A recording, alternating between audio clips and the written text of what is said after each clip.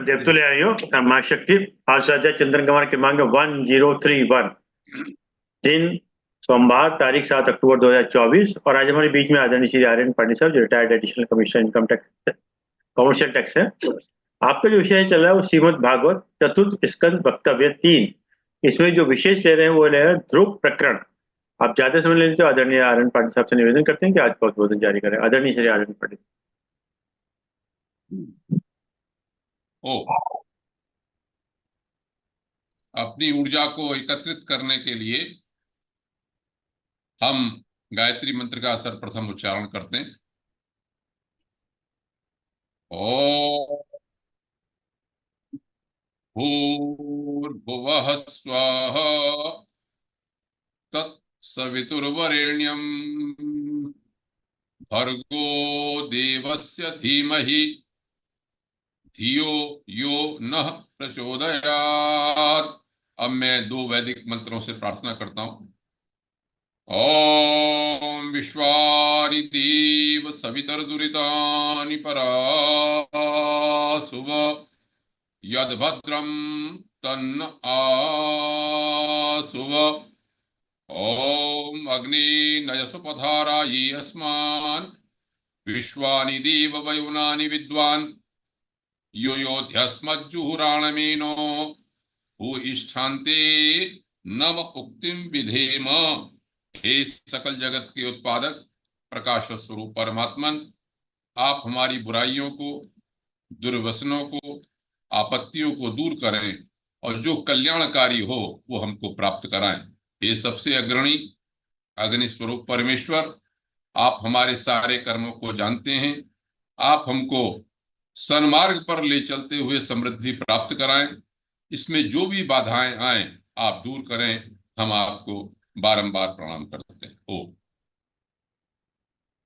सदैव की भांति सर्वप्रथम आदरणीय श्री अरविंद शर्मा जी का बहुत आभार, धन्यवाद तथा आप सब उच्च उत्कृष्ट बौद्धिक श्रोताओं को मैं प्रणाम करता हूं, नमन करता हूं, जिनके कारण से यह बहुत ही लाभकारी आनंददायक स्वाध्याय सत्संग की परंपरा चल रही है।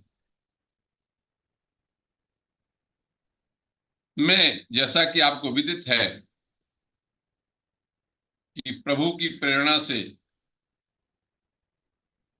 जो श्री अरविंद शर्मा जी ने मुझे एक बार इशारा किया, तो मैं अब श्रीमद् भागवत पुराण के ऊपर जो कुछ मेरी अपनी मति है उसके अनुसार मैं आपके समक्ष शास्त्र को कह रहा हूं।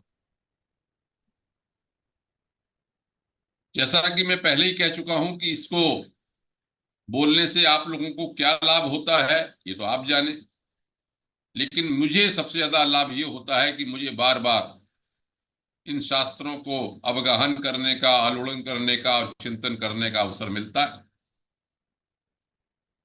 मैं यह नहीं स्वीकार कर सकता कि मैं बिल्कुल जो शास्त्रों ने कहा उसको मैं उतार पाया, लेकिन यह अवश्य अनुभव करता हूं कि कभी न कभी जो बात बार बार कही जाती है, बार बार कही जाती है, वो थोड़ी बहुत भी दिमाग में स्ट्राइक करती है, उसको उतारने का प्रयास करते हैं तो उससे ही बहुत लाभ होता है। और मैं प्रभु से अपने लिए, आप सबके लिए प्रार्थना करता हूं कि जो हम जहां पर जिस भी आध्यात्मिक स्तर पर हैं, जिस भी सोच है उससे और ऊपर बढ़ते रहें, ऊर्ध्वगति होती रहे। तो मैं श्रीमद् भागवत पुराण के मंगलाचरण को प्रारंभ करूं इससे पूर्व, आजकल शक्ति की उपासना का समय चल रहा है, तो मैं अपने इष्ट देवी का ध्यान करता हूं, एक श्लोक बोलता हूं।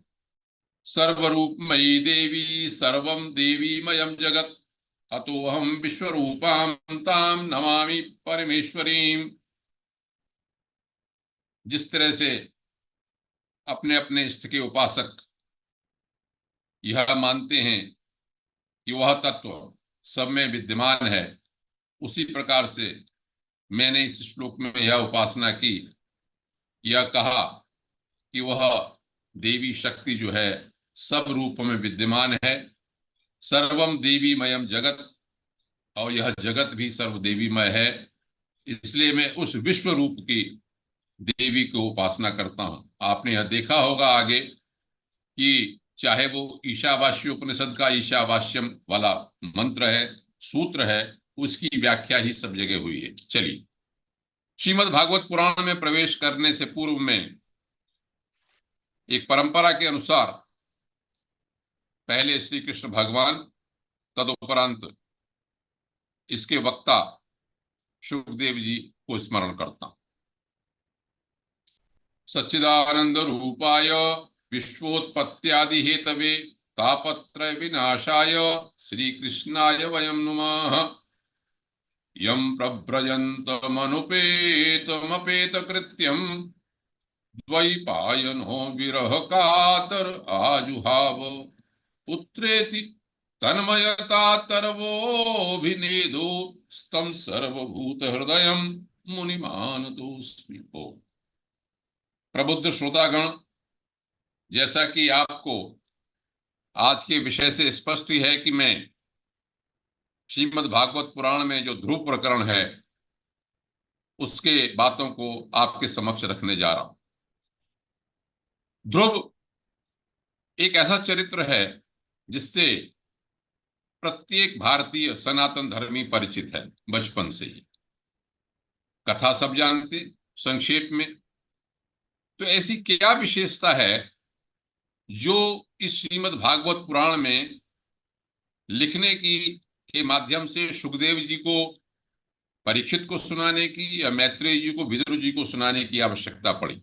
यह आप इस प्रकरण में जो भी तथ्य मैं आपके सामने रखूंगा उसको जानकर समझेंगे कि वास्तव में यह प्रकरण हम लोगों के लिए या साधकों के लिए या भगवत भक्तों के लिए कितना महत्वपूर्ण है। मैं जैसे पहले कहता आया हूं, आज भी मेरा यही अनुरोध है कि शास्त्र क्या है, कथानक उतना महत्वपूर्ण नहीं है जितना उसका कथन महत्वपूर्ण। कथानक सब जानते हैं। एक छोटा बच्चा था, तपस्या करने गया, भगवान प्रसन्न हुए, उसको एक ध्रुव राज्य भी किया, ध्रुव की गति मिल गई। बस 5 लाइनें हैं कथानक में। लेकिन नहीं, इस कथानक में, इस स्टोरी में जो कथन है, जो बात है, जो बीच में बात आई है, वो बहुत महत्वपूर्ण है। तो चलिए, यह जो प्रकरण है श्रीमद् भागवत के चतुर्थ स्कंध में आता है, चतुर्थ स्कंध में, चौथे स्कंध में, और 8वें अध्याय से 12वें अध्याय तक है। 5 अध्याय में इसका वर्णन। कमाल की बात देखिए, जब मैत्रेय जी बता रहे हैं तो ध्रुव प्रकरण को बताने से पूर्व वो अधर्म की चर्चा करते हैं। इंटरेस्टिंग है, जानना चाहिए।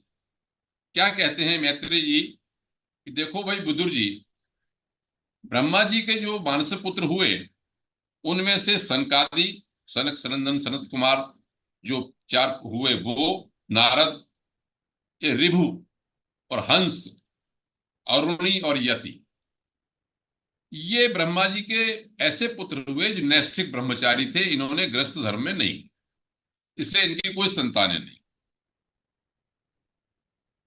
लेकिन अब एक नई बात ये कहते हैं कि भाई अधर्म जो था वो भी ब्रह्मा जी का पुत्र था।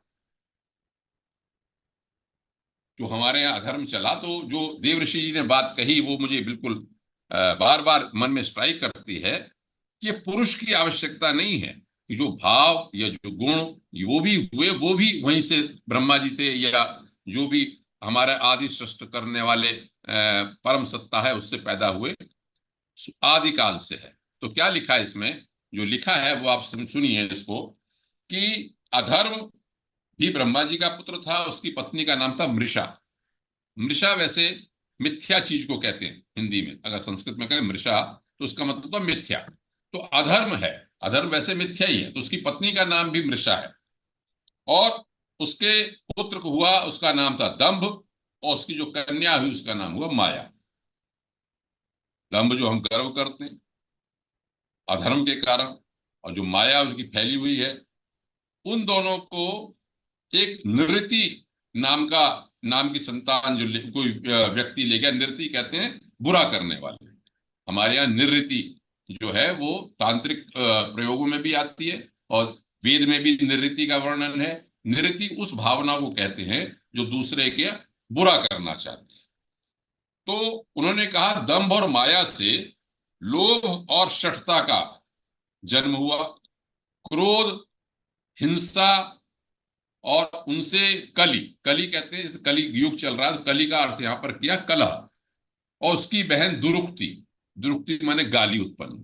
तो देखिए अधर्म के पक्ष में क्या क्या चीजें आ गई। दंभ और माया, लोभ और निकृति, एक ऐसी भावना जो सबको बुरा करना चाहती है, निवृत्ति, हिंसा, कलह, और दुरुक्ति जो गाली हम देते हैं।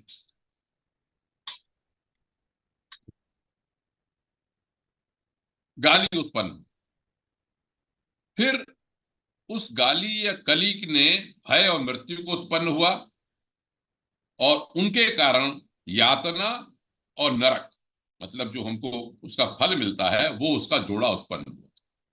इतनी बात कह के अधर्म की सारी व्याख्या वंश बता के मैत्रेय जी ने बड़ी मतलब की बात कही। यहाँ पर शास्त्र बड़ा एक अच्छी बात कहता है कि हे विदुर जी, मैंने तुम्हें प्रलय का जो कारण रूप अधर्म है उसका वंश सुनाया।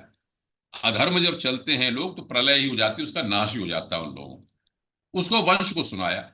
अब बात यह आती है कि अधर्म की बताने की आवश्यकता क्या थी। तो यहां पर क्या बात कही कि यह अधर्म का त्याग कराकर पुण्य संपादन में हेतु बनता है। मैंने आपको इसलिए बताया कि ये जो सब चीजें हैं इनको आप जान जाएं। यहां पर कहा इसलिए इसका वर्णन 3 बार सुनने से मनुष्य अपने मन की मलिनता दूर कर देता। ये और कह दिया।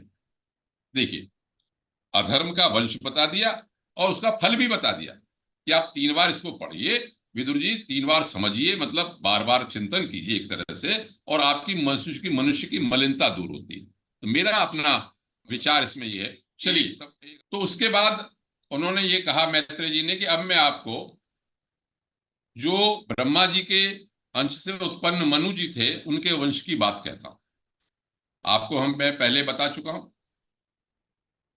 कि मनु और शत्रुपा की संतान हुई, 2 पुत्र हुए, उत्तानपाद और प्रियव्रत, और 3 कन्याएं हुई, आकुति, देवहूति और संभूति। तो कन्याओं की बात तो हो चुकी है। तो अब उन्होंने जो संतान उत्तानपाद है उसका वंश प्रारंभ। कथानक चलेगा आगे, लेकिन इसमें जो महत्वपूर्ण बात है, मुझे जब भी मैं प्रेस प्रकरण को पढ़ता हूं तो मुझे बहुत अच्छा लगता है। बहुत सारी बातें इसमें तरह तरह के बात है समझने की, जो कथन है इसके बहुत समझने के। चलिए उत्तानपाद बताते हैं मैत्रेय जी, उनके 2 पत्नियां थी। जो बड़ी पत्नी थी उसका नाम था सुनीति, और दूसरी पत्नी थी उसका नाम था सुरुचि। दोनों पात्र नाम के अनुसार ही गुण थे उनके। सुनीति नीति की बात करती थी, सुरुचि एटिकेट्स, अच्छी अच्छी रुचि, अच्छी अच्छी बातें सब करती थी। तो एक इसमें बात लिखी है, उत्तानपाद को सुरुचि ज्यादा पसंद थी, सुरुचि से ज्यादा प्यार करते थे, क्योंकि वो अपना रुचि वाली बातें करती थी उनके अनुसार, और उसमें जो एक राजा की पत्नी के ऐश्वर्य वाले गुण होने चाहिए थे वो सब थे। चलिए संक्षेप में बात यह सामने इसमें लिखी है कि जो सुनीति के पुत्र थे उनका नाम था ध्रुव। एक बार वो सिंहासन पर बैठे हुए थे, आप को कहानी पता ही है। ध्रुव उनके पास गए और राजा की गोदी में बैठने लगे, तो सुरुचि ने उनको डांट लगाई। अब यहां से कहानी शुरू होती। ये कहा कि हे वत्स, ये कहा कि तू चूंकि मेरी कोख से पैदा नहीं हुआ है इसलिए राजा की गोदी में बैठने योग्य नहीं है। तू ऐसा राज सिंहासन चाहता है, मेरी अगर तुझे राज सिंहासन चाहिए। अब देखिए कथन की बात कैसे शुरू होती है। कई बार गुस्से में भी हम एक ऐसी बात कह देते हैं डांटने के लिए कि भाई किसी बच्चे को डांटा, उन्होंने कहा तू ऐसा कर, अरे तू इस लायक तो बन जा कम से कम। तो वही बात यहां पर ये आई कि सुरुचि ने उससे कहा कि तपस्या आराध्य पुरुषम तस्य एव अनुग्रहेण में उस भगवान की तपस्या कर पहले जाके, और जब भगवान तेरे पर प्रसन्न हो जाएंगे तब मेरे गर्भ में आके जन्म लेना। जब तू मेरे गर्भ में आके जन्म लेगा, पैदा होगा, तब तू इस लायक बनेगा। बहुत बुरा लगा, बच्चा था, गया माँ के पास और रोने लगा, सब सिसक करने लगा। अब देखिए, अब सुनीति के पास गए। एक तरफ सुरुचि है, एक तरफ सुनीति है। सुनीति ने माँ ने क्या कहा बच्चे से, उसको सुनने लगा। माँ ने पहले तो ये कहा, देख बेटा, तू जो गुस्सा कर रहा है, तू पहले किसी के अमंगल की कामना मत कर।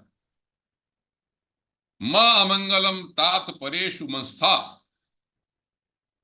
तू किसी की बुरे की कामना मत कर। माँ ये बता रही है सब छोटे बच्चे को। क्यों? कि जो मनुष्य दूसरों को दुख देता है, उसको स्वयं ही फल भोगना पड़ता है। ये बात अच्छी बता दी। अब उन्होंने कहा कि देखो भाई, तू तो राजा बनने के, राजा की गोदी में बैठने जा रहा था, तुझे पता ही है कि तेरे पिता मुझे पसंद नहीं करते, और सुरुचि को ही पसंद, दूसरी माँ है उसको ही पसंद करते हैं। लेकिन तेरी माँ ने बात बिल्कुल सही कही, सुरुचि ने बात बिल्कुल सही कही। इस तरह से अपने बच्चे को सन्मार्ग पर लाने का प्रयास किया। इसमें क्या बात सही की? यदि तू, जो तेरा भाई सुरुचि से उत्तम है, उसके बराबर राज सिंहासन पर बैठना चाहता है, तो पहले तो द्वेष भाव छोड़कर भगवान की आराधना में लग जा। माने जो तेरे से कहा ना, भगवान की तपस्या कर, फिर इस लायक हो जाएगा तब आना गर्भ में। और उन्होंने कहा हाँ बिल्कुल ठीक बात कहा। तेरी माँ, तेरे जो दूसरी माँ है, उसने बिल्कुल ठीक कहा कि तू तो राज सिंहासन पे बैठ जाना चाहता है, तो पहले ही तो कहते द्वेष भाव छोड़ दे। द्वेष भाव छोड़ के तू भगवान की आराधना में लग जा। और क्यों लग जा? कि भाई, जो ब्रह्मा जी थे, उन्होंने भी जब सृष्टि करनी चाहिए, सर्वश्रेष्ठ पद प्राप्त हुआ तपस्या के द्वारा ही प्राप्त हुआ। और तेरे जो दादा थे स्वयंभु मनु, उन्होंने भी बहुत बड़ी तपस्याएं की, और बहुत बड़ी तपस्याएं की, यज्ञ किए, आराधना की, तब जाके उनको वो पद प्राप्त हुआ। अब क्या कहा उन्होंने, ये सुनने लायक है कि तमेव वत्स आश्रय भृत्य वत्सलम मुमुक्षुभिर मृग्य पदाब्ज पद्धतिम। इसका अर्थ ये हुआ कि हे वत्स, उसी भगवान की तो शरण में जा, चरणों में, जो अपने भक्तों के बहुत प्यार करते हैं। यहां पर एक शब्द प्रयोग किया भागवत पुराणकार ने, भृत्य। भृत्य वैसे आप साधारण भाषा में आजकल नौकर को कहते हैं, लेकिन नहीं, जो हमारा ये जो प्रकरण है, इसमें भृत्य का अर्थ होता है भक्त। और ऐसा भक्त, भृत्य का अर्थ होता है जो, एक मैंने सन्यासी से सुना था कि एक ऐसा भक्त, उसका ऐसा सेवक जो अपने स्वामी की इच्छा की बात को जानता हो, जानता हो ये क्या चाहते हैं, उसी समय कर दे, उसे भृत्य कहते हैं। खैर चलो, तो माँ ने ये कहा कि जो भक्त वत्सल भगवान है, तो उनकी शरण में जा, और क्या कर, अनन्य भावे निज धर्म भाविते, अपने धर्म से पवित्र हुए अनन्य भाव से, तो उनके अपने चित्त में उनको बैठा ले। भजस्व पुरुषम, भगवान की आराधना कर, कोई भी उसके अलावा नहीं है, कोई भी। तो इतनी बात जब उन्होंने कही, तो वो अपने घर से निकल पड़े। उन्होंने कहा, एक बात यहां पर बड़ी महत्वपूर्ण फिर कह दी, संयम्य आत्मान आत्मानम निश्चक्राम पितुः पुरा। पिता के सिंहासन, पिता के महल से निकल पड़े। कैसे? संनियम्य, अपने चित्त को नियंत्रित करके। कैसे? आत्मना आत्माना, अपने द्वारा अपने को। ये देखने में तो बहुत साधारण बात है, जो मैं बार बार कहता हूं, कथा तो है, कथन बड़ा महत्वपूर्ण है, जो मेरी समझ में आता है। ये आत्मना आत्मानम में मैं क्यों जोर दे रहा हूं? श्रीमद् भगवद गीता में 6 अध्याय में बहुत बार बार बड़ी महत्वपूर्ण बात कही है कि उद्धरेत आत्मनात्मान, अपना उद्धार अपने आप ही अपना करे। ये बात हम सब लोगों को अगर प्रैक्टिकली करना चाहें, तो सबके ऊपर यही लागू होती। जब भी आप किसी समस्या से आते हैं, तो अपना उद्धार स्वयं ही होता है। हम कितना भी उपदेश कर लें, आपको कोई समझा ले, डॉक्टर आपको दवाई दे दे, खानी आपको स्वयं ही पड़ती है। परहेज बता दे, परहेज आपको स्वयं करने पड़ते हैं। देव ऋषि जी सब बताते हैं हमको कि ऐसे ऐसे चाय पीते हैं, ऐसे काम करते हैं, करना हम जब करेंगे तभी उसका लाभ होगा। तो आत्मना आत्मानम संनियम्य, अपने द्वारा अपने पे नियंत्रण करके वो वहां से सिंहासन से निकल गए। एक तो ये सूत्र यहां पर मिला। अब क्या हुआ, एक ऊर्जा के रूप में महर्षि है नारद जी। नारद जी को सब पता रहता है, वो जानते हैं कि हाँ भाई भगवत भक्त क्या चल रहा है। तो उनको कहा, अरे ये तो छोटा सा बच्चा जो भगवान की शरण में, ये घर से निकल के जा रहा है। उनका चलो देखते हैं। हाँ ये जी। जो मैंने जिनसे कथा ने सुनी है वो बड़ा रुचिकर ठीक है। इसको बताते हैं। कहते हैं चलो भाई देखते हैं, ये चेला जो है एक और बनने जा रहा है, अपना जरा से टटोल के देखते हैं क्या बात है। बच्चे के पास गए और यहां पर एक शब्द का प्रयोग किया कि अघग्नेन पाणिना, एक ऐसा हाथ सिर पे उनके रखा, ऐसा हाथ नारद जी का जो पापों को नष्ट करने वाला है।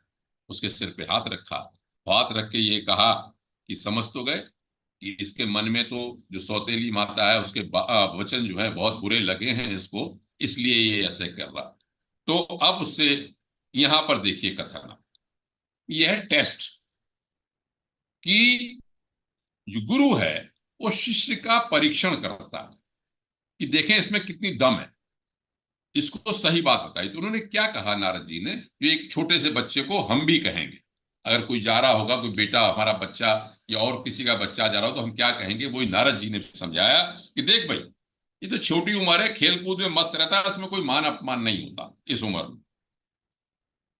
अब उनको समझाना शुरू किया कि देखो भाई, असल में जो असंतोष है वो मोह के अलावा कुछ भी नहीं होता, और जो मान अपमान है वो तो अपने कर्मों के अनुसार प्राप्त होता है। जैसे हम सब पढ़ते हैं, तो मनुष्य को क्या चाहिए कि परिस्थिति के अनुसार जो भी स्थिति बन रही है उससे एडजस्ट कर ले, संतुष्ट हो जाए। और जो माने तेरे से कहा कि तू भगवान की आराधना कर, तो योग का मार्ग तो बहुत कठिन है, असाधारण लोग नहीं है। बड़े बड़े योगी अनेक जन्मों तक, वर्षों तक, पूरे पूरे जीवन लगा देते हैं तपस्या करने के लिए, साधनाएं करते हैं। तो ऐसा कर, व्यर्थ का हाथ छोड़ दे, तू घर लौट।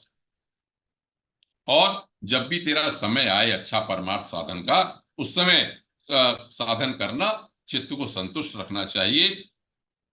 यहां पर एक शिक्षा देते हैं। ये कथन साधारण लोगों, हम जैसे लोगों के लिए भी बहुत लागू है। उन्होंने क्या कहा कि मनुष्य को चाहिए कि अपने से जो गुणवान आदमी हो उसे देखकर तो प्रसन्न हो, और जो कम गुण वाला हो हमसे उस पर दया करे, और जो समान गुण वाला हो उस पर मित्रता रखे। तो ऐसा करने से उसे दुख नहीं होता, ये उन्हें सीख। अब ध्रुव जी ने क्या कहा, ध्रुव जी ने कहा देखिए, सुख दुख से जिनका मन चंचल हो जाता है, आपने उनको कृपा करने के लिए बहुत अच्छा उपाय बताया है। लेकिन जो मेरे जैसा बच्चा, मैं तो अज्ञानी हूं, कुछ पता नहीं है, मुझे तो वहां तक मेरी दृष्टि नहीं जाती। एक महत्वपूर्ण बात कही, उस ध्रुव के मुंह से कहलवाई कि मैं तो क्षत्रिय हूं महाराज, मुझे तो सहनशीलता मेरे अंदर है ही नहीं, मेरा स्वभाव है। तो मुझे जो कड़वी बात कही, मुझे तो बिल्कुल भी सहन नहीं हो रही, चाहे कुछ भी कर लो। और उस बाणों से जो वचन के बाण हैं मेरे हृदय में चुभे हुए हैं। अब बात क्या कहें, ये बात सुनिए, और आगे जब इसका प्रकरण आएगा तो उससे जुड़िए। उनका, हे ब्राह्मण, मैं उस पद को प्राप्त करना चाहता हूं जिस पर मेरे बाप मेरे दादा भी नहीं पहुंच सके, उस पद को प्राप्त करना चाहता हूं। उस पद की प्राप्ति का मुझे तो आप कोई बहुत अच्छा सा मार्ग बताइए। मैं जानता हूं कि आप ब्रह्मा जी के पुत्र हैं, और आप सबका कल्याण करने के लिए ही विचरण करते हैं बिना लिए हुए अपने अपने से। क्या ध्रुव जी ने कहा कि जो मेरे बाप, मेरे पिता और मेरे दादा भी जिस मार्ग को प्राप्त, जिस स्थिति को प्राप्त नहीं कर सके, मैं उस स्थिति को प्राप्त करना चाहता हूं, उस पद को प्राप्त करना चाहता हूं। अब नारद जी प्रसन्न, नारद जी ने टेस्ट कर लिया कि भाई शिष्य में तो बहुत दम है, बहुत दृढ़ इच्छा शक्ति है। मैं यहां पर जब से पढ़ रहा था तो मुझे याद आई यम और नचिकेता की। आपने वो प्रकरण सुन रखा है कठोपनिषद में, जब नचिकेता को गुस्सा करके पिता भेज देते हैं और यम के यहाँ चले जाते हैं। तो यम के यहाँ 3 रात तक वो भूखे प्यासे बैठे रहते हैं और यम कहता है कि 3 वर मांग लो। वो पहला वर मांगते हैं कि पिता हमारा प्रसन्न हो जाए, दूसरा वर मांगते हैं कि अग्नि विद्या हमको बता दो, तीसरा वर मांगते हैं कि हमें ब्रह्म ब्रह्म प्राप्ति की बात बताओ, ब्रह्म क्या चीज। तब यम उनको बहुत लालच देते, प्रलोभन। जैसे नारद जी ने बताया। ये कहते हैं अरे तुम सारा राज्य मांग लो, राजपाट मांग लो, सब जितनी भी तुम्हारी इच्छाएं हैं, जो कुछ भी तुम वो ऐश्वर्य चाहते हो वो सब मांग लो। जब नहीं मांगा तब वहां पर क्या कहा यम ने, वो बात यहां पर मुझे समझ में आती है इस प्रकरण में। वहां पर उन्होंने ये कहा, इस बात में कठोपनिषद की लाइन मैंने नोट की थी, विद्याम अभीप्सितम नचिकेतसम मन्ये। तुम उस विद्या को जानना चाहते हो हे नचिकेता। मां त्वा कामा बहवो अलोलुपंत। मैंने जितनी तुम्हें लालच दिए, जितने संसार की बातें कही, वो तुम्हें बिल्कुल भी, तुम उसमें फंसे नहीं। यही बात यहां पर हुई। ध्रुव जी को बहुत समझाया, उन्होंने कहा नहीं, आप तो मुझे वो मार्ग बताओ कि मैं उस ऐसे पद को पहुंच सकूं जिसमें मेरे पिता, मेरे दादा भी उस पद को नहीं आरूढ़ हो चुके हैं। अब नारद जी ने सबसे महत्वपूर्ण बात ये कही कि जनन्याभिहत पंथा सवहि निःश्रेयसस्यते। हे ध्रुव, तेरी माता ने जो रास्ता बताया वो सबसे कल्याणकारी है। पहले नहीं कहा नारद जी ने। नारद जी ने जब देख लिया कि हाँ ये बिल्कुल बच्चा हिलने वाला नहीं है, तब कहा भगवान वासुदेवस्तम भज तत् प्रणवात्मना। बहुत ही पूरी ताकत से, प्रणव आत्मना, पूरी आत्मा से, मन बुद्धि अहंकार बिल्कुल आत्मा करके मजबूती से भगवान वासुदेव का भजन कर। बिल्कुल सही बताया है।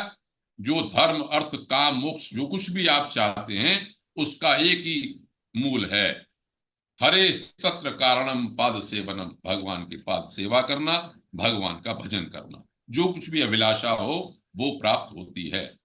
जब ये मैं पढ़ रहा था तब मुझे याद आया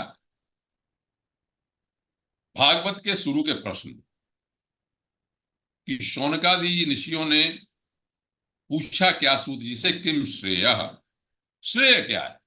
देखिए कहानी चलती रहेंगी लेकिन कथन उसमें देन महत्वपूर्ण, जैसे मैं कहता हूं कि किम श्रेय।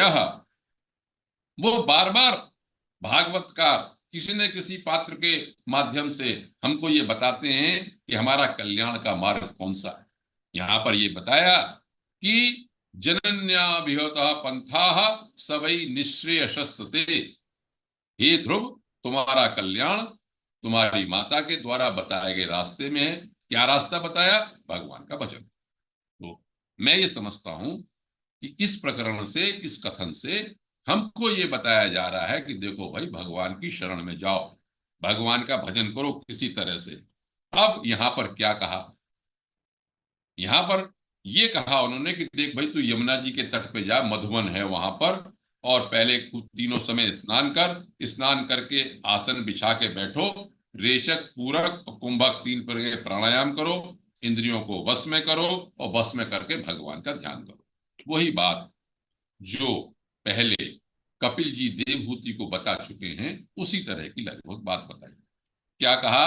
भगवान के पूरा एक चित्र उन्होंने खींचा भगवान हरि का, कि उनके भगवान के नेत्र कैसे हैं, मुख बड़ा प्रसन्न रहता है, ऐसा लगता है भगवान वर देने को उद्यत हैं, तरुण अवस्था है, सुडौल हैं, ओठ हैं, रत्नारे नेत्र हैं उनके, इतना श्याम वर्ण है, वत्स पर उनका चिन्ह है, 4 भुजाएं हैं, शंख चक्र गदा पद्म लिए हुए हैं, अंग प्रत्यंग में उनके आभूषण हैं, इत्यादि इत्यादि सब सबका ध्यान करते हुए, और प्रभु का जो मानस पूजन करते हैं, फिर वो मानस पूजन करते करते समय अपने हृदय कमल में भगवान के चरणों का ध्यान करते हैं। जब इस प्रकार धारणा हो जाए, देखिए आसन हो गया, आसन के बाद प्राणायाम हो गया, फिर धारणा हो गई, ध्यान करना, और धारणा जब हो जाए, चित्त एकाग्र हो जाए, तो फिर बिल्कुल आप ये ध्यान करना, बच्चा तुम देख के कि भगवान मेरी ओर निहार रहे हैं, मेरे ऊपर कृपा कर रहे हैं, कृपा की वर्षा हो रही है उनकी। और जब मंगलमयी मूर्ति का ध्यान करते करते परमानंद में डूब जाओ, परमानंद में डूब जाओ। जो आदमी उसके आनंद में डूब जाता है उसके लौटता नहीं। निवृत्त्या परयातूर्णम संपन्नम न निवर्तते। एक बात और बता दी, काम की। काम की बात ये बता दी कि एक गुह्य बात तुम्हें और बताता हूं। उस समय एक मंत्र का जाप करना। मंत्र का जाप क्या करना? ओम नमो भगवते वासुदेवाय। श्रीमद् भागवत पुराण में यहां पर स्पष्ट रूप से इस मंत्र का उल्लेख है, जो वैष्णव लोग करते हैं, जो वासुदेव को मानते हैं। ओम नमो भगवते वासुदेवाय ये कहा। फिर एक बात ये कही भी कि जो इस मंत्र को 7 रात्रि तक लगातार जप करता है, उसको आकाश में विचरण करने वाले सिद्धों का दर्शन होता है। ये भी लिखा हुआ है। अब ओम नमो भगवते वासुदेवाय बता दिया उन्होंने, लेकिन एक बात, अब पूजा अर्चना की बात आई। पूजा अर्चना की बात में एक बड़ा महत्वपूर्ण बात शब्द कह दिया कि किस देश और किस काल में क्या वस्तु उपयोगी है, उसके अनुसार पूजा करनी चाहिए। उन्होंने कहा, यहां तो लिखा है कि जल है, पुष्पमाला है, आपको जंगल में फूल मिले, फल मिले, जो कुछ भी है, तुलसी मिली, सब आप चढ़ाइए। एक और बात, उन्होंने यहां पर एक ऑप्शन दिया कि लब्धा द्रव्यमयी अर्चा। आपको मूर्ति, कोई शिला मिली, शिला को आपने कह दिया। यहां पर ये नहीं लिखा कि कोई ऐसे करके मन में कहा तस्वीर बनाइए, ये नहीं कि वो कोई मूर्ति जंगल में कहाँ मिलेगी। तो शिला हो तो ठीक, नहीं हो तो ये कहा उन्होंने कि पृथ्वी या जल आदि में ही भगवान की पूजा करें। ये कथन जो है महत्वपूर्ण है मेरे दृष्टि से, कि ऐसा नहीं कि कोई विग्रह ही हो। तो आपने देखा होगा, जैसे पुरानी पुराने हम मंदिरों में जाते हैं, वैष्णो देवी में जाएं या चिंतपूर्णी में जाएं या और भी पुरानी देवियों पर एक शिला दिखाई पड़ती है। केदारनाथ में क्या एक शिला ही तो है। तो ये यहाँ पर बात कही जो एक पूजा का है, कि आप कोई भी एक अपना साधन बनाने के लिए, धारणा के लिए, वो या फिर उन्होंने कहा कि जल में या वायु के, पृथ्वी में या जल में ही अपनी उपासना करें। उपासना करके अब उन्होंने कहा अपने ऊपर करने के लिए जो यम और नियम वाली बात आती है, संयत चित्त हो जाए, शांत रहे, मौन रहे, परिमित आहार करे। जंगल के मल जो फल और मूल कंद फूल फल मिलते हैं, उनका आहार करें। तो अपने को पहले शांत करना है, नियंत्रित करना है, मौन से मननशील होना है, और मन मन में चरित्र का चिंतन करता रहे, जाप करता रहे, और प्राणायाम इत्यादि से अपना करके ध्यान करे, ध्यान धारणा करे, धारणा करके ध्यान करे, फिर अपने समाधि की अवस्था में जाए। तब उन्होंने ये कहा कि जब जो आदमी ये कर लेता है कायेन मनसा वाचा, ये भी कथन महत्वपूर्ण है मेरी दृष्टि से, शरीर से, मन से और वाणी से, तीनों से होना चाहिए। ऐसा नहीं कि मैं तो बोलता हूं, लेकिन जो मैं बोलता हूं वो मैं अंदर मन में तो नहीं उतरता ना, पूरा मन में नहीं उतरता, अपना लाभ नहीं होता। तो उन्होंने कहा कि जो शरीर, काय काय काय से, मनसा वाचा कर्मणा जो कहते हैं, वो तीनों तीनों को अपने करना चाहिए। उससे भगवान जो इच्छा होती है भक्त की, चाहे धर्म, चाहे अर्थ, चाहे काम और चाहे मोक्ष, वो प्रदान करते हैं। उसके बाद फिर कहते हैं श्रेयो दिशति अभिमतम, ये श्रेय है। फिर उत्तर वही मिलता, किम श्रेय, श्रेय क्या है? भगवान की आराधना करना, तपस्या करना ही श्रेय है। और यदि भोगियों से वैराग्य हो गया हो तो मोक्ष की प्राप्ति करना चाहिए, भजन करना चाहिए। इतनी बात सुनी ध्रुव जी ने उनको परिक्रमा की, प्रणाम किया और चल दिए। चल के बाद पहुंच के अब नारद जी पहुंच गए उसके पिता के पास, उत्तानपाद के पास। उत्तानपाद से कहा, भाई क्या बात है, आप बड़े दुखी दिखाई पड़ रहे हो। तो उत्तानपाद ने अपना पश्चाताप किया कि मैं तो बहुत ही दुखी हूं, मैंने डांट दिया अपने बच्चे को, बच्चा घर से चला गया है मुझे यहाँ पर। तो जब चला गया है, तो अब नारद जी ने उन्हें सारी बात बता दी। नारद जी तो यही काम करते हैं, सब सत्य बात बताने के लिए। उन्होंने कह दिया, देखो भाई, तुम अपने बालक की चिंता मत करो, उसके रक्षक तो इस समय भगवान हैं। तुम्हें उसके प्रभाव का नहीं पता है, उसका यश सारे जगत में फैल रहा है, और उसका इतना बालक तुम्हारा समर्थ है, जो बड़े बड़े तपस्वी काम नहीं कर सके वो काम करने गया, कर रहा है। और उसका वो जल्दी लौटेगा, इसकी चिंता है। उत्तानपाद तो पिता है, अब उनको अपनी गलती का एहसास हो गया, तो वो दुखी जरूर हैं। अब तपस्या की बात सुनिए। मैं इसीलिए कथन को इसको बता रहा हूं कि वो जो चांद्रायण व्रत इत्यादि की बात भी पीछे एक वक्तव्य में मूधड़ा, शायद संभवतः मूधड़ा साहब के वक्तव्य में आई थी, कि उन्होंने तपस्या की जब बात कही थी कई तरह से, तो व्रत की बात भी कही। तो यहाँ पर क्या लिखा है, इसको जानना चाहिए।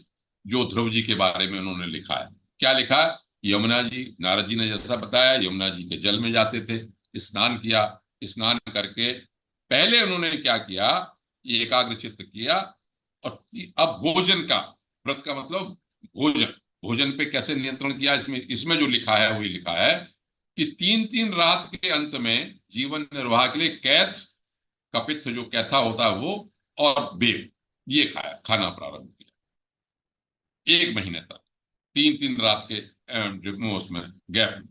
और दूसरे महीने में 6-6 महीने के पीछे घास और पत्ते, केवल खा के भजन किया। तीसरे महीने में 9-9 दिन पर जल पीकर समाधि योग के द्वारा श्री हरि की आराधना करते हुए बिताया, केवल जल। तीसरा महीना 9-9 दिन पर।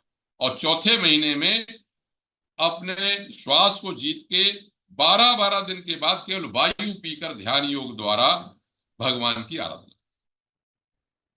जो मैं समझता हूं कठिन काम है, योगी लोग तो करते ही होंगे, कि धीरे धीरे उन्होंने अपनी बात बढ़ा दी और केवल वायु और प्राण शक्ति के ऊपर वो आ गए। अब इन्होंने सब कुछ करके प्राण को अपने खींच के, कहीं उन्होंने अपना ध्यान नहीं दिया, और केवल केवल भगवान के ध्यान में लगे, तपस्या में लगे।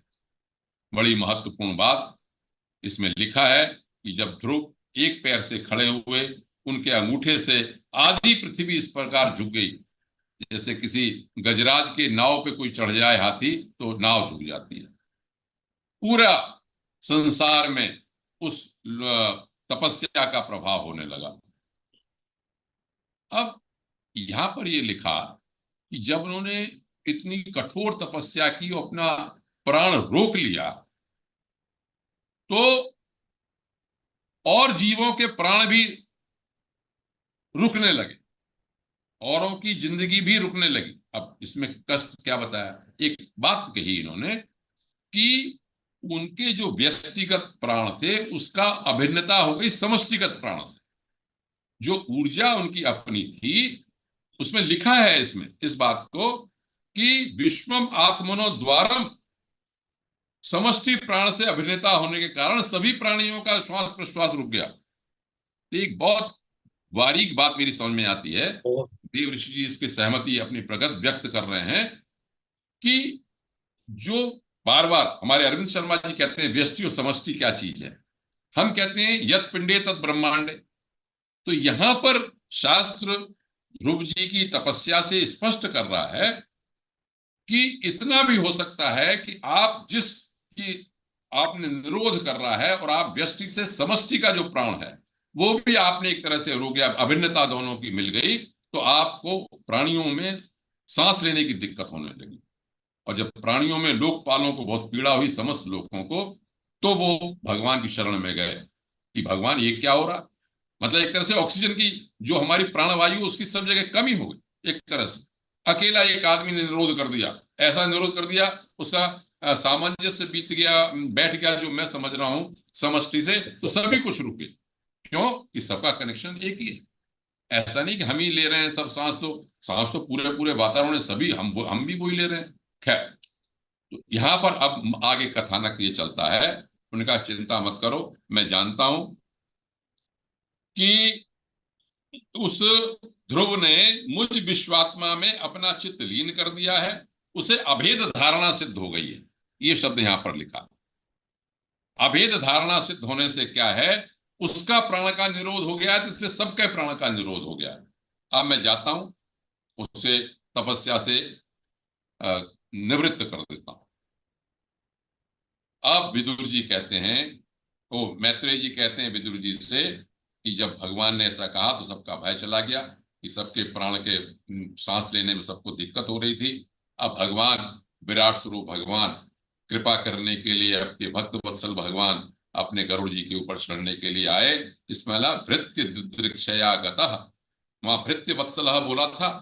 जो हम तो संस्कृत के व्यक्ति हैं, शब्दों पर ध्यान देते हैं कि माँ ने, सुनीति ने जब कहा था कि जाओ भृत्य वत्सल, भक्त वत्सल भगवान है उसकी शरण में जाओ, तो यहाँ पर भागवत कार ने लिखा, मैत्रेय जी के मुंह से लिखा भृत्य दृक्षया, अपने उस भृत्य को देखने के लिए भगवान आए।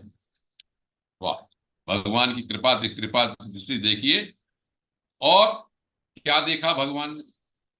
उस समय ध्रुव जी एकाग्र बुद्धि से, इनकी तीव्र योग था, योगाभ्यास किया हुआ था, और भगवान की बिजली के समान अपनी हृदय कमल में उस मूर्ति का ध्यान कर रहे थे। जो शंख चक्र गदा पद्म लिए हुए उनकी जो हृदय आकाश था उसके अंदर था, और उन्होंने अपना श्वास को रोक रखा था, प्राणायाम को रोक रखा था। अब एकदम भगवान जब सामने आए तो उन्होंने अपनी लीला की, और वो मूर्ति उनके हृदय की गायब। अब मूर्ति गायब हो गई तो ये क्या, ये तो इतने समय से वो अपने उन्हें आनंद में उसी उसी मूर्ति को देख रहे। आंख उनकी खुली, आंख उनकी निकली तो सामने भगवान, सामने वही मूर्ति उन्हें सामने दिखाई पड़ी, उसी रूप को, जो रूप वो देख रहे थे। अब छोटा सा बच्चा था, उसे तो कुतूहल हो गया। अब यहाँ पर ये लिखा है कि अब उसको ये समझ में नहीं आया कि क्या करें। छोटा बच्चा है, इतनी सामने जो मूर्ति हृदय में थी, हृदय में घबरा गया कि कहाँ मेरा ध्यान खत्म हो गया। देख रहा था सामने भगवान को, देखा उन्होंने।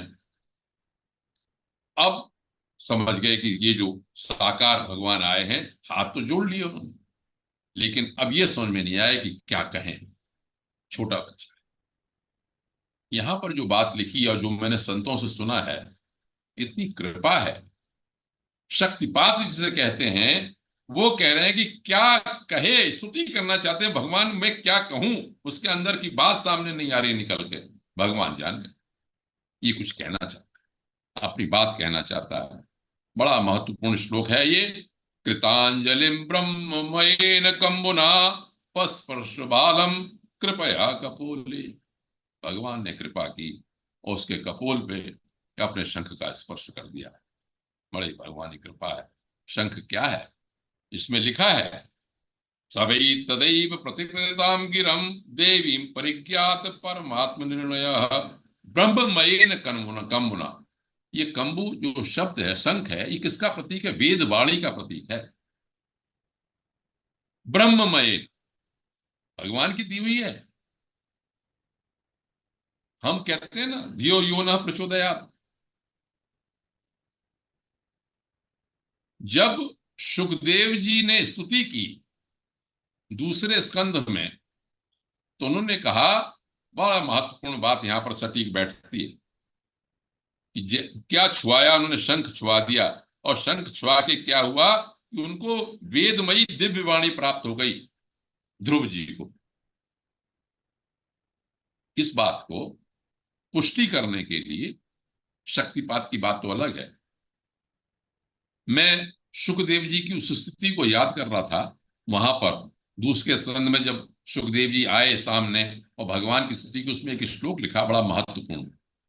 प्रचोदिता ये न पुरा सरस्वती वितन्वतानस्य सती स्मृतिम हृदय। भगवान सुखदेव ने वहां पर कहा कि मैं ऐसे भगवान की उपासना करता हूं, स्तुति करता हूं, जिसने कि ब्रह्मा जी के हृदय में प्रचोदिता ये न पुरा सरस्वती, उनके हृदय में उत्पन्न कर दी। प्रचोदिता, प्रेरित करना, बलात् प्रेरित करना उस सरस्वती को। ऐसे भगवान को मैं स्वलक्षणा प्रादुर्भूत विलास्यतः, और मुख से ब्रह्मा जी के चारों वेद प्रकट हो गए। ये शक्ति परम सत्ता के पास है। इसके छोटे छोटे रूप भौतिक रूप से मिलते हैं कि गुरु कृपा करते हैं, माता पिता आशीर्वाद देते हैं। आशीर्वाद तो बहुत छोटी चीज है। हमारे तपस्या अगर हमारे अंदर है तो माता पिता बच्चों को जो भी कहते हैं वो होता है, गुरु कहते हैं वो होता है।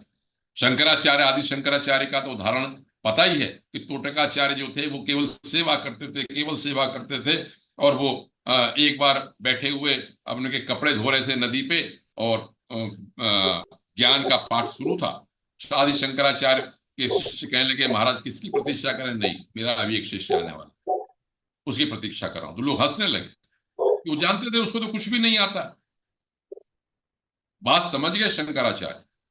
शंकराचार्य ने ध्यान लगाया अपनी शक्ति का, तो कहते हैं टोटकाचार्य वहां से आए, स्तुति बोलते हुए, स्तोत्र बोलते हुए आए वहां पर। तो शास्त्र ये कहता है, मेरा तो पूरा विश्वास है इस बात का कि भगवान कृपा करते हैं, कृपा करें तो कुछ भी है। प्रचुरिता ये न पुरा सरस्वती। आज ध्रुव के ऊपर उसी तरह से कहा, कृतांजलिम, हाथ जोड़े खड़ा है, ब्रह्म मयेन कंबुना पस्पर्शवालम कृपया कपोले, कृपा की उन्होंने।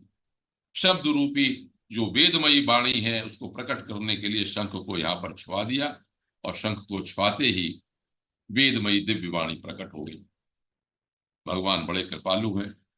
केवल हमारी ही कमी है तपस्या करने से। मैं आज अपने वक्तव्य को यहाँ समाप्त करता हूँ। बहुत ही दिव्य प्रकरण है, बहुत ही दिव्य स्तुति है। क्या कहा ध्रुव ने, क्या वर मिला, उसके बाद मनु ने क्या कहा, आगे क्या हुआ, ये प्रकरण अगले बार भी चलेगा। और बहुत ही आ, ये कथानक तो बहुत छोटा लगता है कि भाई ध्रुव था छोटा बालक, तपस्या की और उसने पद प्राप्त कर लिया, लेकिन उसके द्वारा की गई तपस्या, उसकी मां के द्वारा बताया गया मार्ग, गुरु के रूप में नारद जी द्वारा बताई गई बात, उसके उपरांत उनके द्वारा की गई स्तुति, जो भी हमें समझ में आए, हम कहीं से भी पकड़ना चाहें उसको पकड़ें। और इस बात को मैं ये कहता हूं कि बस मनसा वाचा कर्मणा, हम जो कहते हैं, हम जो मन करते हैं, मन भी अगर उसी तरह से हमारा जुड़ा रहे तो हमको फल अवश्य मिलेगा।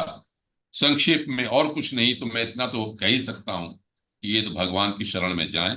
हम सब शरण में हैं, संत संगति में हैं, उसकी कृपा हमको प्राप्त हो। मैं आज का वक्तव्य यहाँ समाप्त करके अगले वक्तव्य में स्तुति इत्यादि के बारे में बताने का प्रयास करूंगा। ओ बहुत बहुत धन्यवाद आदरणीय आनंद पंडित साहब। सभी लोग अनम्यूट हैं, फिर बाद में दो सब नमस्कार बोलेंगे। बड़े ध्यान से सुन रहे थे वो नाथ साहब। तो पंडित जी अक्सर होता तो उल्टा ही है ना। मतलब हम बोलते कुछ हैं, मतलब ज्यादातर, मतलब सभी लोगों के लिए नहीं कह रहा, मतलब जैसे हम लोग अज्ञानी हैं, मतलब हम बोलते कुछ हैं, सोचते कुछ हैं, करते कुछ है, होता कुछ है। मतलब ये मतलब कहीं ना कहीं इसका कॉम्बिनेशन बन नहीं पाता मैंने देखा। ऐसा है। मुझे नहीं अभी श्लोक नहीं, या आपकी बात से ये बात याद आ गई। अभी कह रहा आप बात अपनी पूरी कर लो तो ठीक है। मैं ये कहना चाहता हूँ अरविंद जी, आप ऐसा सोचना बंद करिए पहले तो। आप ऐसा क्यों सोचते हैं? नहीं देखिए, मैं एक बार एक मिनट जी। मेरा कहने का मतलब ये, आप बिल्कुल सही कह रहे हैं। सोचना ये, जब ये कोई चीज यूट्यूब पे जाती है तो ज्यादातर हम लोग ये देखते हैं कि एक समाज के अंदर जो भी कोई चीज है ना, हमको जो रिजल्ट जब नहीं मिलता है ना, तो इसी वजह से नहीं मिल पाता है कि हमारे इसमें कहीं ना कहीं लय नहीं हो पाती। मेरा पॉइंट ये कहने का है, अगर इसी का अभ्यास हम लोग कर लें ना, मनसा वाचा कर्म जो आदरणीय पांडे साहब ने कहा है, तो काफी हद तक फायदा मिल जाता है। पर क्या करें, ये मन जो है ना साहब, ये बड़ा खतरनाक चीज है साहब। ये इसको आप समझ नहीं सकते, ये तो क्षणों मिनटों में जो है धड़ाम से गिरा देता है कई बार। अब वही वही करना, तब तो वही है, और वही देखिए तो। आप, देखिए सुनिए, आपकी तो देखिए आपकी तपस्या, आपकी साधना तो बड़ी लंबे समय की है। हम लोग तो जैसे है ना, हम तो एबीसीडी सीखने वाले बच्चे लोग हैं हम तो नहीं, हम लोग तो क्या। जैसे मनसा वाचा कर्म है, ये हम्म, मैं दिन में 10 बार 15 बार किसी ना किसी को जरूर बोलता हूँ। बोले हम्म। ये मंत्र है मेरा जीवन में। मैं तीनों तीनों चीजों को, तीनों चीजों से शुद्धि करनी है, एक से नहीं। ना मन से, ना वाचा से, एक से नहीं, तीनों को ही करना है। तीनों। चलिए और पांडे। आप हो चुके हैं, ऐसी बात नहीं कि आप नहीं हुए। आप आपको अभी तृप्ति नहीं हो रही, लेकिन आप ऐसी चीज जो आती, भाव बुरा आता है, उसको उठा के बाहर फेंकिए बस। यही बाकी है, बाकी सब आप बिल्कुल, आपकी अवस्था बिल्कुल सही है। चलिए पांडे जी कुछ कहना चाह रहे हैं। नहीं, मैं हाँ, एक पहले सवाल, आपकी बात में एक भी और भी है, मुझे हो सकता है उसका जब छोटा सा सवाल है बाद में। आप सवाल करो। नहीं, वो छोटा सवाल है, वो अच्छा। दिमाग में आ रहा था कि जैसे ना नहीं, हम लोग। मेरे दिमाग में क्या आया था उस समय, हम्म, एक शतक का श्लोक हम बचपन में हमें पढ़ाया जाता था। हम्म। उसमें उसका अर्थ ये था कि जो अ, उत्कृष्ट लोग होते हैं वो मन और वाणी और मनसा वाचा कर्मणा एक सोचते हैं, और फिर उसके बाद लिखा उसने भर्तृहरि ने कि मनस्यन्यत वचस्यन्यत कर्मण्यन्यत दुरात्मनाम, कि मन में कुछ और है, वाणी में कुछ और है, कर्म में कुछ और है। ये जो निचले लोग, क्षुद्र लोग होते हैं, उनका होता है। कहने का मतलब क्या है? आप बिल्कुल ठीक कह रहे हैं। इसका मतलब क्या है? आप विचार कर रहे हैं ना इस बात पे हाँ। कि मन और वाणी और कर्म में फर्क है। लेकिन हम ये सत्संग इसीलिए करते हैं और आपने इसीलिए चलाया है कि शास्त्र क्या कहता है, बार बार एक करो एक करो, तो बार बार विचार करते हैं। देखिए, मेरा अपना मानना ये है, जो आपने मेरे लिए बात कही वो केवल इस आधार पे कहते हैं आप कि मैं शास्त्र बोलता हूं आपके सामने, तो आपको मेरा एक पक्ष पता है। लेकिन मैं अपने बारे में बार बार यहां कहता हूं कि मैं अपने ऊपर भी विचार करता हूं। तो कभी मैं ठीक रहता हूं, कभी मैं गिर जाता हूं, फिर मैं पकड़ के लाता हूं, फिर मैं पकड़ के लाता हूं। तो मेरा मन भी भागता है, संसार की ओर भागता है, क्रोध की ओर भागता है, काम क्रोध लोभ मोह की ओर भागता है। लेकिन शास्त्र के कारण क्या है, पकड़ता हूं, फिर आता हूं, नहीं नहीं ये ठीक नहीं, नहीं ये ठीक नहीं। ये स्थिति कंपैरेटिव है, इंडिविजुअल। मैं बार बार ये रीड किया, कहता हूं हर व्यक्ति अपना ही जज है।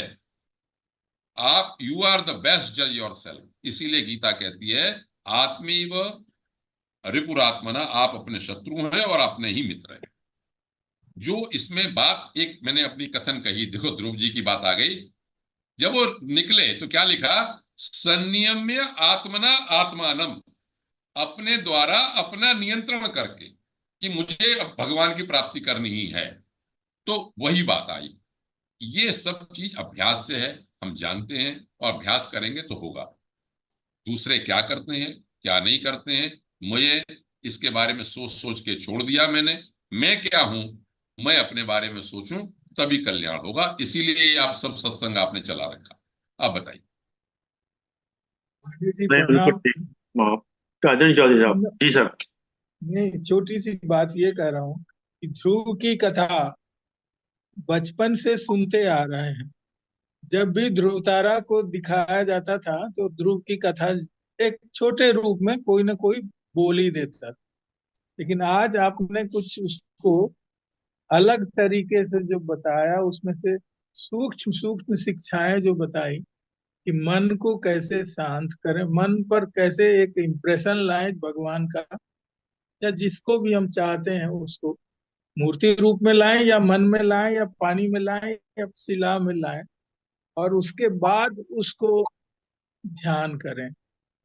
तो वो चीज थोड़ी सी नई लगी और बहुत अच्छा लगा।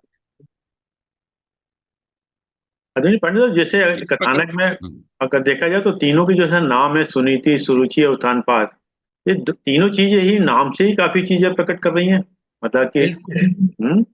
मतलब कहाँ रुचिकर चीज, क्योंकि मनुष्य का स्वभाव होता है कि वो रुचिकर चीजों पर उसका मन ज्यादा भागता है, और जो नीतिगत चीजें होती हैं उस पर कम जाता है। मतलब जैसे गुरुदेव का ही थॉट है कि उन्हें मत सराहो जिन्होंने अनीतिपूर्ण धन अर्जित किया। तो नीति भी चलते हुए जो है, चाहे हमको असफलता ही मिले, उसको सिरधार्य करेंगे। तो ये वास्तव में अगर देखा जाए लाइन के नाम में ही काफी चीज छिपी हुई है। मतलब उत्तान पाद जो है वो ये भी अपने जस्ट रिवर्स जिसे कहते हैं ना, वो उल्टा मतलब होना। उत्तान पाद का मतलब यही तो है। जब बच्चा पैदा होता है तो कैसे होता है। हम्म? मतलब नाम में ही अगर देखा जाए तो अगर उसी का विश्लेषण करना है तो वहीं से बहुत कुछ मिल जाता है। नहीं, ये अरविंद जी, ये बिल्कुल वैसे ही जैसे पंचतंत्र में सारे नाम ही ऐसे दिए गए थे। हम्म, वो हम्म। था नहीं एक्चुअली, हुआ थोड़ा कि बैल और सिंह के साथ जो दोस्ती हो गई, एक्चुअल में हुई थोड़ा थी। मेरे भाव में ये भगवत जो एक कथा चल रही है, ये जरूरी नहीं कि ये सब पैदा ही हुए थे, और बिल्कुल पैदा नहीं हुए थे, शरीर रूप में नहीं थे ये भावनात्मक रूप में है, सारे सांकेतिक रूप में है। फिलहाल तो यही ये मान लो कि हुए तो सब, और क्या। ये पक्की बात है। जो आपने प्रश्न उठाया, ये बिल्कुल सही कही है, सब सांकेतिक है।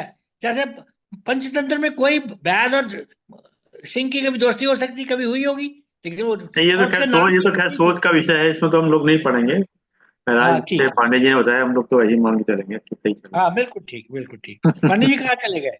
पांडे यही है, कहीं नहीं जाएंगे। पांडे जी हैं। अच्छा, एक छोटा सा सवाल एक और था साहब, ये आदरणीय नायब साहब से आशीर्वाद ले लें। हाँ, एक छोटा सवाल और था, ये मंत्र जाप और नाम जाप, ये दोनों चीज एक ही है, अलग अलग है साहब? देखिए, मैंने इसके बारे में जो कुछ सुना है, हम्म, ये फर्क बताते हैं, अंतर अंतर कहते हैं।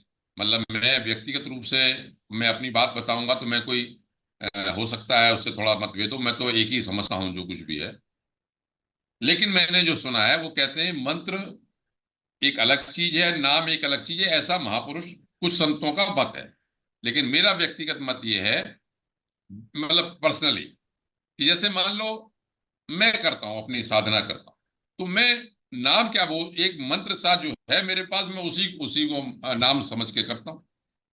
नाम का क्या मतलब होता है कि आपने वो राम राम राम राम कह रहे हैं, शिव शिव शिव कह रहे हैं। अब नाम को, मंत्र को क्या कहते हैं, संस्कृत का रूप कह दिया, ओम राम रामाय नमः कह दिया, ओम दुम दुर्गाय नमः कह दिया, या ऐं ह्रीं क्लीं चामुंडाय विचे कह दिया, या ओम नमः शिवाय कह दिया, या त्र्यंबकम यजामहे कह दिया, या ओम फृट, या मंत्र के बारे में आ गए तो अब गायत्री मंत्र कह दिया आपने, ये गायत्री मंत्र हो गया। अब नाम क्या लेंगे? ओम ओम ओम ओम ओम का उच्चारण करने के लिए कहा। तो संक्षिप्ति, अब दूसरी बात, आपने मंत्र के बारे में कहा तो बोल लोगों जो संस्कृत नहीं जानते वो चौपाई बोलते हैं, श्री राम जय जय राम, श्री राम जय जय राम जय जय राम बोलते हैं, या हरे राम हरे कृष्ण हरे राम राम राम हरे हरे, इसका जाप करते हैं। तो जो आपने बात पूछी बारीकी से, मैं उसमें भेदभाव नहीं, मतलब बुद्धि भेद पैदा नहीं करना चाहता। गीता ये भी कहती है कि बुद्धि भेद पैदा नहीं करे आम लोगों से। मैं सबसे कहता हूं आप जो करते हो करो, मेरा अपना मान। बिल्कुल सही नहीं, बात है।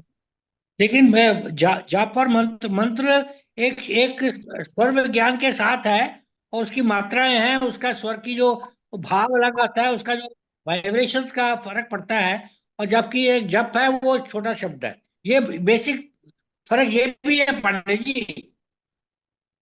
जैसे वेद मंत्र पढ़ते हैं यज्ञ में, तो उसका जो भाव आता है, उसका जो असर आता है वाइब्रेशन का, और एक एक स्वर का, वो अलग है एक जप से।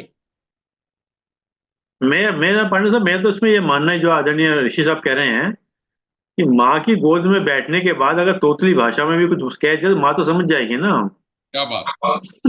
मैं क्या मैं बात आपकी इस एकदम क्या बात बात से है। एकदम सही, सहमत हूं। देखिए, एक एकदम होता है सही। मानसिक, जो आपने जाप की बात कही ना। देखिए, अब मैं दूसरी बात पे आता हूँ, मैं देव ऋषि जी की बात पे आता हूँ। मैं इसमें हालांकि मैं ज्यादा विवाद में पड़ता नहीं हूँ।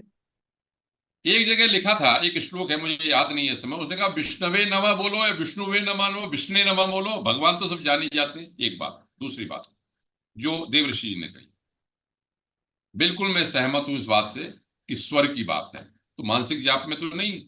लोग तो ये भी इसी स्वर के कारण ही कहते हैं देव ऋषि, गायत्री मंत्र बताना नहीं चाहिए किसी को। आपने अगर कुछ कट्टर सनातनियों को देखा हो तो वो गायत्री मंत्र बोलते नहीं, और नहीं कहते बोल। हैं कि बोलना नहीं चाहिए किसी को। और स्त्रियों को नहीं, स्वामी दयानंद ही एक ऐसे निकले, उन्होंने कहा नहीं। और ये हमारे श्री राम शर्मा जी, चूंकि आर्य समाजी बैकग्राउंड इनकी भी थी पहले, उस पे रहे हैं, उन्होंने कहा नहीं, गायत्री मंत्र सबको पढ़ाओ। अब क्या हुआ? अब बात आई स्वर की, किसको स्वर का पता है? वेद के अनुसार किसी को पता ही नहीं कि अगर उस नियम में जाए तो। हमने क्या किया, औदार लोगों ने कृपा कृपा इतनी की, उन्होंने कहा भाई तुम पढ़ो यार, कुछ भी करो, अपने भावना रखो कि भगवान कोई अपना, हमारी तो बुद्धि सन्मार्ग में लगाओ, बुद्धि सन्मार्ग में लगाओ, और बोलना शुरू कर दिया। अब बात आती है तो है बोलने की बात, स्वर की। जब मानसिक रूप से करते हैं तो जो हमारी जो वैखरी वाणी है वो तो चलती नहीं। दूसरी वाणी जो मानसिक रूप से चलती है वो सब कुछ समेट ले जाती है। और यहां तक कि मंत्र का मुख केवल रह जाता है, भूर्भुवस्व ही रह जाता है। तत्सवितुर्वरेण्यं भर्गो देवस्य धीमहि धियो यो न प्रचोदयात्, खत्म हो जाता है। ओम भूर्भुवस्व रह जाता है, पर ओम भूर्भुवस्व ही रह जाता है केवल। तो बात ये आती है, ये मानसिक जाप करना, एक बोल के जाप करना। बोलते हैं मंत्र को तब स्वर और सब चीज काम आती है, जब मन से करते हैं तो वो सब समिट जाती है। होता तो है, समिट जाती है, ऐसा ऐसा लगता है मुझे। ठीक। चलिए ठीक साहब, है। ऐसा बोलेंगे तो सब एक पर एक बात और बोलेंगे आपने पांडे एक बात पांडे सही साहब। बताया। जी पंडित साहब, साहब कुछ कह रहे हैं? जी साहब। आपने एक अभी जो ध्रुव की कथा में एक साफ साफ एक लिंक बताया कि कैसे बच्चे को पहले भक्ति बताया गया, और फिर भक्ति से अपने आप ज्ञान आया, फिर बाद में वैराग्य आया। तो ये लिंक जो हम लोग सुनते आते हैं, एकदम साफ साफ इसमें बताया गया। आपने बहुत अच्छा किया है। नहीं, मैं आदरणीय पंडित साहब की बात को आगे बढ़ा रहा था कि तब देखिए, जब हम लोग माला का जाप करते हैं तो पहले काउंटिंग से के हिसाब से बताया जाता है कि इतनी माला कर ली गई। बाद में जब वो काउंटिंग के बाद ये कहा जाता है कि काउंटिंग इंपॉर्टेंट नहीं है, फिर तो भाव इंपॉर्टेंट रह जाता है। उस भाव से चाहे जितना समय लग जाए, जब वो अंदर से उतरना शुरू हो जाता है, तब आप देखिएगा माला का फिर प्रभाव आपके चेहरे तक पे आने लगता है। मतलब बिल्कुल आपके बिल्कुल। व्यक्तित्व पे आने लगता है, फिर आपके आपके बोलचाल में आने लगता है। आप किसी भी, जैसे कहते हैं ना, face is the index of the mind. वो चलिए साहब, चलिए ऊपर की स्टेज पहुंच जाती है। बहुत अच्छा। चलिए चलिए, आदरणीय नैब साहब, बहुत साउंड खोल लीजिएगा।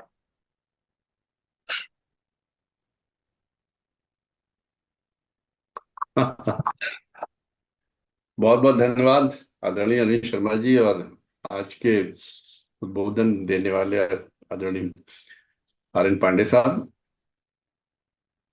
श्रीमद् भागवत पुराण के चौथे स्कंद के तृतीय वक्तव्य पे आज उन्होंने ध्रुव प्रकरण प्रारंभ किया। मैं तो प्रारंभ किया, पूरा नहीं किया, क्योंकि अभी उसके और भी वक्तव्य चलेंगे। ध्रुव की कहानी बचपन में सुनते थे, और जैसे उन्होंने कहानी शुरू की मुझे याद आ गया, हमारी मदर खूब सुनाया करती थी। और यही ये होता है कि जब आपके बड़े आपको सुनाते हैं वो चीजें, लेकिन वो एक कथा की तरह सुनते थे। आज जो पांडे जी ने बताया कहानी, एक उसका बैकग्राउंड था, और जो उसका फ्रंट था, जो बताना चाह रहे थे कि अगर आपको तपस्या करनी है तो उसके लिए क्या क्या तैयारियां करनी चाहिए, कहाँ से शुरुआत, क्या करना है।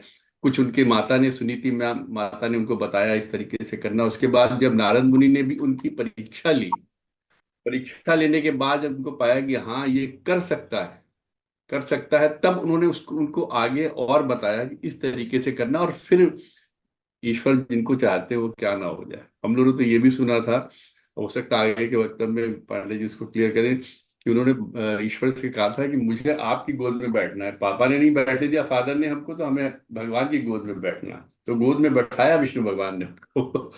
तो ये थी आज के प्रकरण में। मुख्यतः ये था कि हमको किस तरीके से तैयारी करनी है अपने आप को उस लायक बनाने के लिए कि हम तपस्या कर सकते हैं। ईश्वर की प्राप्ति के लिए हमको क्या क्या साधन करने चाहिए, किस तरीके से अपनी तैयारी करनी, किस तरीके से मन से, वचन से, कर्मों से, मनसा वाचा कर्मणा वाली बात आई। उसके बाद के जो डिस्कशन हुए वो भी बड़े इंटरेस्टिंग थे, बड़ा अच्छा लगा सुनने में। और सर, आज जो पांडे जी ने कहा और जो रवि शर्मा जी ने कहा, दिल से कहा। मैं दोनों को भाव देख रहा था, शर्मा जी के भी जो भाव एकदम से जैसे तड़प के आदमी को बोलता है ना, उस तरीके शर्मा जी बोले। और उसके बाद जो उनकी तड़प को देख के, या उनकी उस तरह निश्चल भाव को देखकर, पांडे जी ने भी जो अपने अंतर की बात बोली, दैट इज द क्रक्स आज के बोधन के बाद का जो डिस्कशन है ना। मैं दोनों के भाव देख रहा था, बहुत सुंदर थे। जिसे कहते हैं ना, ईमानदारी से कही हुई चीज है। शर्मा जी ने भी अपनी बात को बहुत ईमानदारी से कहा, और पांडे जी ने भी बहुत ईमानदारी से कहा। और ये सच्चाई, सच्ची बात यही है, सच्चाई यही है कि हम पूरा जीवन इस मानव योनि में, और शायद यही इसीलिए हम इस मानव योनि में आए हैं, कि हम प्रयास करते रहते हैं कि जैसा हम मन है, जैसा कर्म है, जैसे वचन है, उन सब में एक साम्यता रहे, एक जैसे रहें। अच्छा सोचें, अच्छा करें, अच्छा बोलें। ना अच्छा बोल सके तो चुप रहें, ये भी होता है। नहीं बोल सकते, अगर तुम अच्छा नहीं दे सकते तो आंखें बंद कर लो, शांत हो जाओ, अपने आप के चित्त को कहीं स्थिर करो। और आज जो उन्होंने और जब तक ये करेंगे नहीं, तब तक हम उस तपस्या के लिए तैयार नहीं हो पाएंगे, जहां पे हमको वो प्राप्त हो सके जो ध्रुव को प्राप्त हुआ। ध्रुव भी मानव एक योनि में ही थे, और उन्होंने अगर प्राप्त किया तो इस योनि में कोई भी प्राप्त कर सकता है। लेकिन उस तरह की तड़प होनी चाहिए, उस तरह की एक अंदर से ज्वाला होनी चाहिए, आग होनी चाहिए। और आखिरी में जो नाम और उसकी बात हुई, तो मुझे जो समझ में आया, पांडे ने भी खैर उसी बात को कहा, कि मैं जैसे कहूँ शिव शिव शिव शिव शिव कह दूं, या कह दूं ओम नमः शिवाय, तो ओम नमः शिवाय में शिव की आराधना कर रहा हूँ, मैं आपकी पूजा कर रहा हूँ, मैं आपको अर्पण करता हूँ। और नाम लेने में मैं आपका नाम ले रहा हूँ। जैसे मैं कह दूं ऋषि साहब, फिर कहें ऋषि साहब बहुत अच्छे हैं। ये जो दोनों में अंतर है, ये मंत्र और नाम में अंतर मुझे समझ में आता है। क्योंकि हम भी ओम नमः शिवाय, जैसे आपने बताया कि इनको मंत्र, उनको तो गुरु जी ने दिया होगा मंत्र, मैं तो अपने मन से ही करते रहता हूँ, मेरे वही गुरु हैं भगवान शिव। तो ओम नमः शिवाय, ओम नमः शिवाय जितनी देर हम जाते हैं मंदिर में और बाहर बाहर तक आते हैं, मेरे मुंह से यही रटता रहता है। तो मेरे से शिव शिव नहीं निकलता, लेकिन कई लोगों को मैंने देखा कि शिव शिव बोलते हैं। और वही नाम और उसमें अंतर लगता है कि हम आपकी आराधना करते हैं या मैं आपका नाम लेता हूँ, उसमें कोई बहुत बस ईश्वर के कहीं हम समीप रहें, उनके करीब रहें, उनको याद करते हैं। जब तक हम उनके समीप उनके रहेंगे, उससे उस वातावरण में रहेंगे, तब तक हमसे गलत कुछ हो ही नहीं सकता। कहते हैं ना कि जब आप भगवान के मंदिर में जाते हैं तो आप क्या पाते हैं? आप पाते कुछ नहीं है, आप खोते हैं। बाहर के वातावरण, जो विषाक्त वातावरण है, उसको खोते हैं, अपने मन की कलुषता खोते हैं। जितनी देर आप मंदिर में रहते हैं, भगवान के नाम का स्मरण करें या भगवान का मंत्र जाप करें, उतनी देर आप सिर्फ ईश्वर के बारे में सोचते हैं, कुछ गलत सोच ही नहीं सकते। कोशिश करें सर 24 घंटे ऐसा रह सके तो आज के उद्बोधन की जो हम तो कहेंगे, अभी एक 2-3 वक्तव्य शायद इसमें और चले, क्योंकि अभी और बताना इन्होंने कि ईश्वर की प्राप्ति के बाद उस शक्तियों को कैसे अंदर समाहित कर सकते हैं, किस तरीके से अपने आप में कंट्रोल कर सकते हैं। क्योंकि अभी तो उन्होंने कान में सिर्फ शंख को छुआया और पूरी माँ सरस्वती की पूरी वेद ग्रंथ सब कुछ उनको ज्ञात हो गया। ईश्वर की है तो सर अभी आगे बताएंगे तो और सुंदर लगेगा। आज के वक्तव्य के लिए आदरणीय पांडे साहब का बहुत बहुत धन्यवाद सर। धन्यवाद, आभार। धन्यवाद आदरणीय एलके साहब। धन्यवाद आदरणीय श्री आर्यन पांडे साहब, आज आपने समय निकाल के समय दिया, हम आपके आभारी हैं। और जूम के लोगों का विशेष रूप से धन्यवाद कि आपने समय निकाल समय दिया। आज 2 विचार हैं। लास्ट वाला विचार आदरणीय ऋषि साहब का, पहला विचार आदरणीय गुरुदेव का विचार है। जो चीज शुरू में लगती है रुचिकर, जो चीज शुरू में लगती है रुचिकर, उसका अंत होता है अरुचिकर। और जो चीज शुरू में लगती है अरुचिकर, उसका अंत होता है रुचिकर। चलिए दूसरा थॉट नैप साहब, सॉरी आदरणीय ऋषि साहब का। स्नान करने से शरीर की शुद्धि होती है। शुद्धि जो ऋषि साहब बोलते हैं, स्नान करने से शरीर की शुद्धि होती है, दान करने से धन की शुद्धि होती है। स्नान करने से शरीर की शुद्धि होती है, दान करने से धन की शुद्धि होती है, और ध्यान करने से मन की शुद्धि होती है। शुद्धि शुद्धि शुद्धि। सब कुछ शुद्धि हो। पहले भी आपने आज का सुरुचि का विचार, उनका नाम बताया था तो वही रुचिकर शुरू हो गया। बहुत सुंदर विचार सर, धन्यवाद सर। मेरा नहीं है, सब गुरुदेव का है, मैं तो सिर्फ सर आई 3 ओम को उच्चारण करते हैं।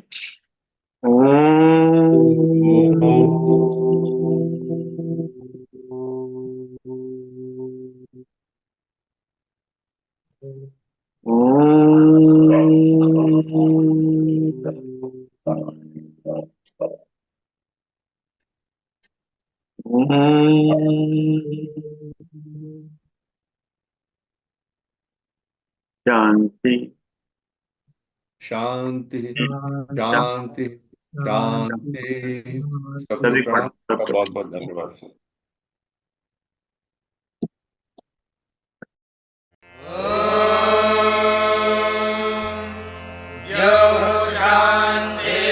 शान्तिरन्तरिक्षं शान्तिः पृथिवी शान्तिरापः शान्तिरोषधयः